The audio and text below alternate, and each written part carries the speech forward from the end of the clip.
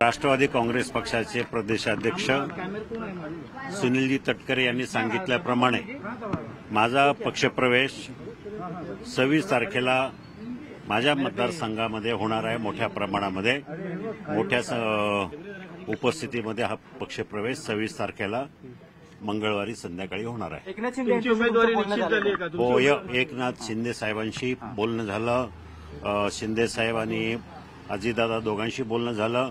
दोघांचं फडणवीस साहेबांशी बोलणं झालं। त्यामुळं 26 तारखेला प्रवेशाला मला त्यांनी ग्रीन सिग्नल दिलेला आहे।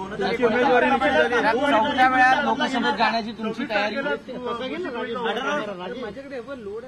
हे बघा, आता तुम्हाला सगळ्यांना मगाशी सांगितलेलं आहे की ज्या अर्थी मी पक्षप्रवेश करतोय त्या अर्थी बाकीचं काही उमेदवारी निश्चित होईल काय हे बाळपत प्रश्न विचारायची तशी गरज नाहीये। 2019चा बदला घेणार का? मग त्यासाठीच उभं राहणार आहे। तुम्हाला खात्री आहे विजयची? 100% मला काय, माझ्या जनतेला खात्री आहे। किती मोठ्या मताधिक्याने मी माझं जे कॅल्क्युलेशन आहे, मी आजपर्यंत ज्या निवडणुका जिंकलोय, काही नसताना एक पहिली निवडणूक 30,000 मतांना जिंकलो, दुसरी 1,80,000, तिसरी 3,03,000, चौथी निवडणूक सगळ्या निवडणुकांचे रेकॉर्ड तोडतील अशी मला अपेक्षा आहे। विरोधकांना काय सांगा? काही सांगायची गरज नाही, त्यांना सगळं माहिती आहे। सर हिंदी नाही साहेब, पण नाही, असं काय नाही। हे बघा, जे चेअरमॅन पद आहे ते तुम्ही आता सोडणार का? आता पण एक चर्चेचा भाग आहे। नाही, काही गरज नाही ते सोडायचं। त्याचा आणि ह्या उमेदवारीचा किंवा निवडणुकीचा काही संबंध नाही।